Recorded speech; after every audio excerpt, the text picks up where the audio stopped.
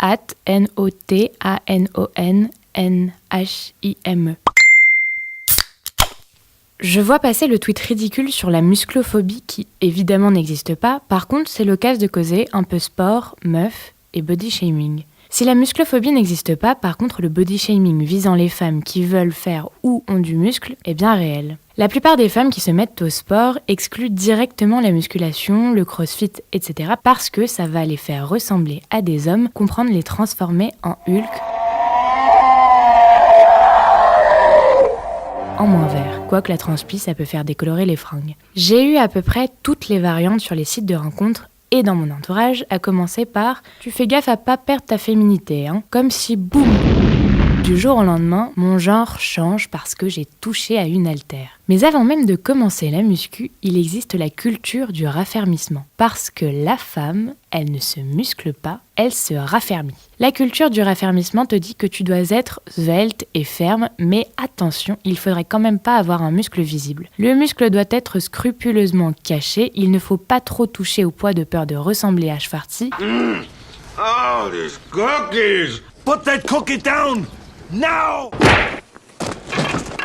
Et surtout limiter son apport nutritif et faire du cardio. Le but est toujours de perdre du poids, société grossophobe oblige, mais pas que. Être mince ne suffit pas, il faut être mince mais pas trop, et musclé, mais pas trop non plus. Exemple, je suis Athlinix, une chaîne axée musculation très intéressante. YouTube me propose il y a de ça une semaine AthlinXX, la version pour femmes. Et je tombe direct sur une vidéo, comment gagner des fesses sans prendre des cuisses.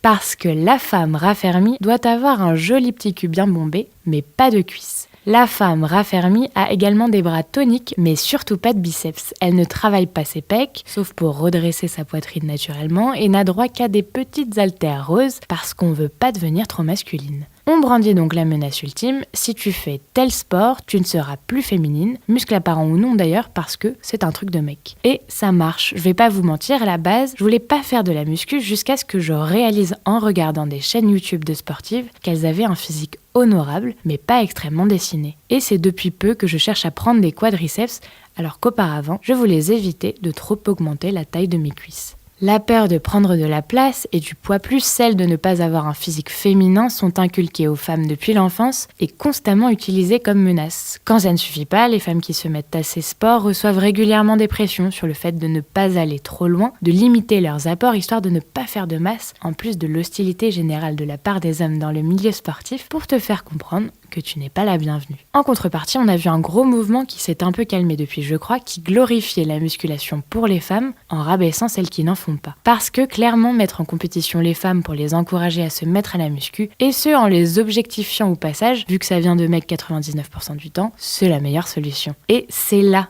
qu'est le problème avec la fixation de la communauté fitness sur les culs. On ne peut pas réparer un problème de contrôle systémique du corps des femmes par le patriarcat en disant que devenir bonasse pour les hommes, puisque c'est l'argument derrière tout ça, permet de vaincre la peur de se mettre à la musculation. On passe juste d'une restriction à une autre, c'est-à-dire de minceur à minceur mais avec des formes, en rabaissant à chaque fois les femmes qui ne sont pas dans ces standards.